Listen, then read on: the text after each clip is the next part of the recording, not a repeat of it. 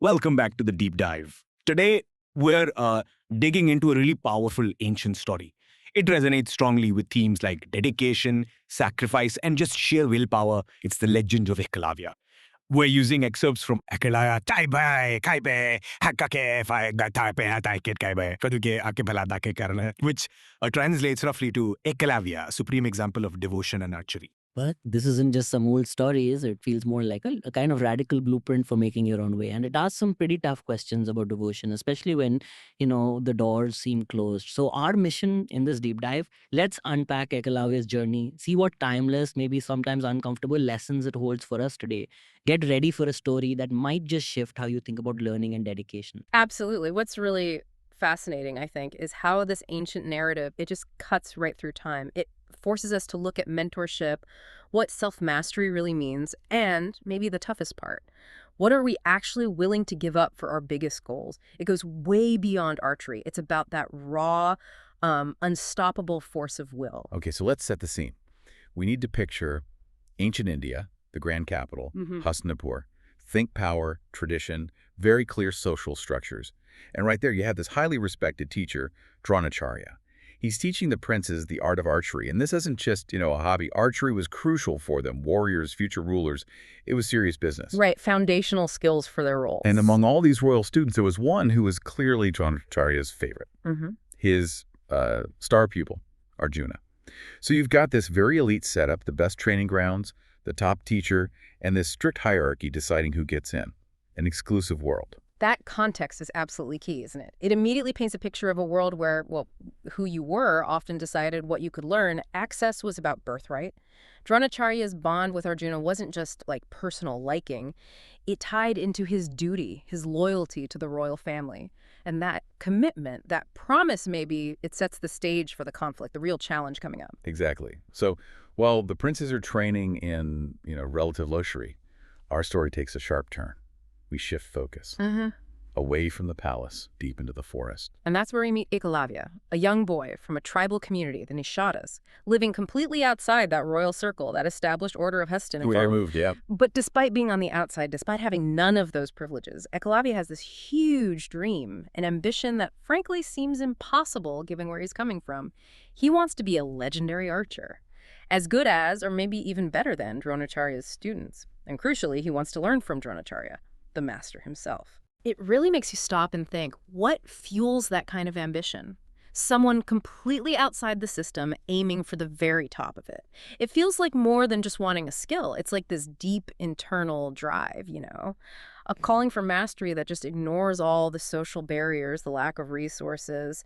It suggests that maybe true ambition doesn't need permission. So, driven by this powerful dream and maybe a bit of naive hope, Eklavya makes his way to Dronacharya's ashram. You can imagine him approaching the great guru full of reverence, bowing down and saying something like, "Teacher, please teach me archery. I want to be your student." There's a hope in that moment. But Dronacharya's response, according to the source, it was blunt. No ambiguity. He just says, "I only teach princes. You need to leave."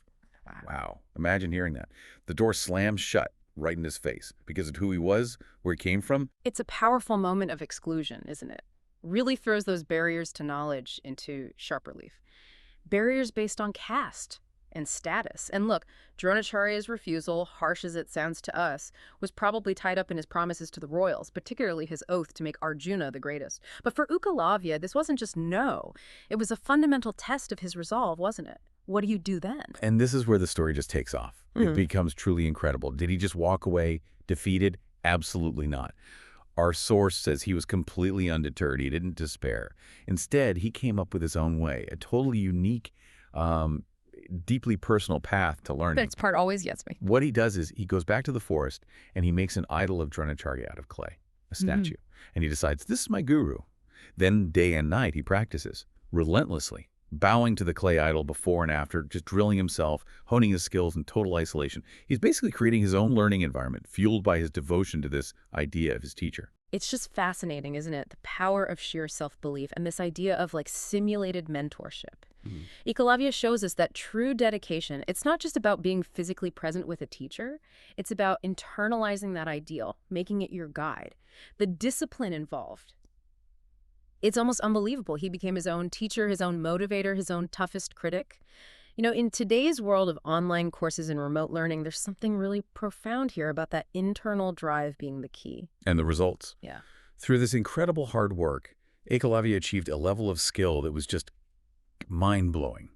The story goes he got so good, so precise, he could shoot arrows to silence a barking dog without hurting it.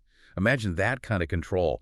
Even the wild animals, the text says, would tremble at his archery. That's the level of mastery we're talking about, Yeah. purely self-taught, driven by this inner fire. Astonishing, really. So time passes, and then one day, Dronacharya and Arjuna are out hunting or walking in that same forest. And, as fate would have it, they come across Eklavya. Maybe they hear the dog incident or just see him practicing. They witness this incredible skill firsthand, this impossible archery. And that's the collision course, right? The moment things come to a head, Arjuna, Dronacharya's chosen one, the prince promised greatness. He sees this, and he's obviously concerned, maybe even a bit threatened. You'd think so. It's not just that Eklavya is good, it's the implication. This boy, who Dronacharya refused to teach, might actually be better than Arjuna. It throws everything into question. It's a real moment of truth for Dronacharya, too, facing the result of his earlier rejection and his promise to Arjuna. So Dronacharya sees Eklavya's skill. He sees the clay idol, his own image treated with such reverence, and he recognizes the situation with Arjuna. He steps forward and speaks to Eklavya, and he invokes tradition. He says, essentially, if you truly see me as your guru, then you owe me guru-dakshina, which is, for anyone unfamiliar, like a traditional offering or fee a student gives their teacher after learning, or sometimes just to honor them. So Dronacharya is, in a way, accepting him as a disciple now, after the fact. Seems like it. And Eklavya, no hesitation, bows his head immediately. His reply is simple. Command me, teacher. Ask whatever you wish. That unwavering devotion, even after being rejected, it's powerful. For Eklavya, Dronacharya was his guru in spirit, even without formal lessons.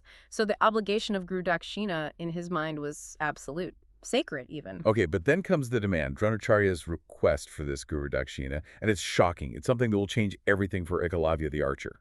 Dronacharya says, according to our source, I want your right thumb. Just devastating. And the text tells us Eklavya doesn't pause, doesn't question it, doesn't even seem to think twice. He takes out his knife, cuts off his right thumb, and offers it to Dronacharya, just like that. It's staggering. I mean, the right thumb Yeah. for an archer, it's everything. It's how you draw the string, how you release the arrow with any kind of power or accuracy. It's essential.